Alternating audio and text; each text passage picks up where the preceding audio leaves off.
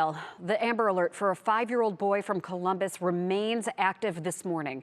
Darnell Taylor has now been missing for over 24 hours, and police continue to search for him and the suspect, 48-year-old Pammy May. We know the suspect's car was found here in Northeast Ohio, and as the search for Darnell continues, there are still a lot of questions in this case. A lot of questions, and Carmen Blackwell has been covering this story for the past 24 hours. She's joined now by a local police chief who is actively involved in the Amber Alert process. Hey, Carmen.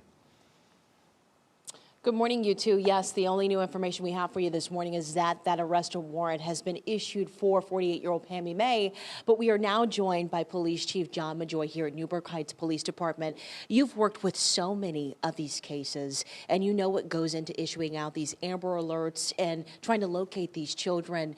This is bizarre, though, and rare in this case because Pammy May isn't from Northeast Ohio. Talk about how different and unique this actually is. Well, most Amber Alerts, there's usually a destination where they're going, and law enforcement can try to track them down. And one of the challenges with this case is, what is she doing in the greater Cleveland area? What is her tie to the area?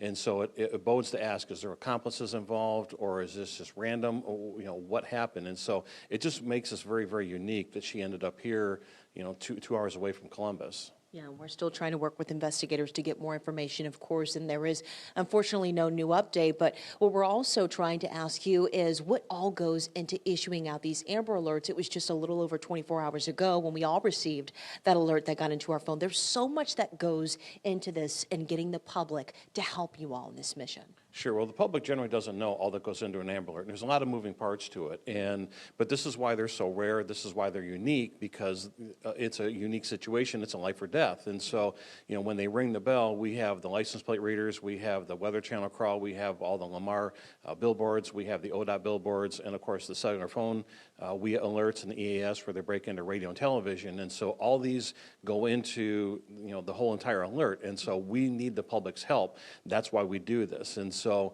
you heard Columbus PD talking yesterday, and they're making a cry to the public, say, please help us, find this child and bring him home safely. And so, again, a lot of moving parts into an Amber Alert. And so hopefully today will bring about some good leads and bring this child home. We were talking earlier, you said that there's more of us in the public than there are of you guys on the front lines. So it's so important for us to obviously provide any information that we have, if we have any. Thank you so much for joining us, Police Chief John Majoy. We appreciate it. Again, that arrest warrant is issued for 48-year-old Pammy May, and police are still looking for her and 5-year-old little Darnell Taylor as well this morning. Maureen. Yeah, hopefully there is some sort of break in the case sometime today, and we are going to stay on top of it. Carmen, thank you.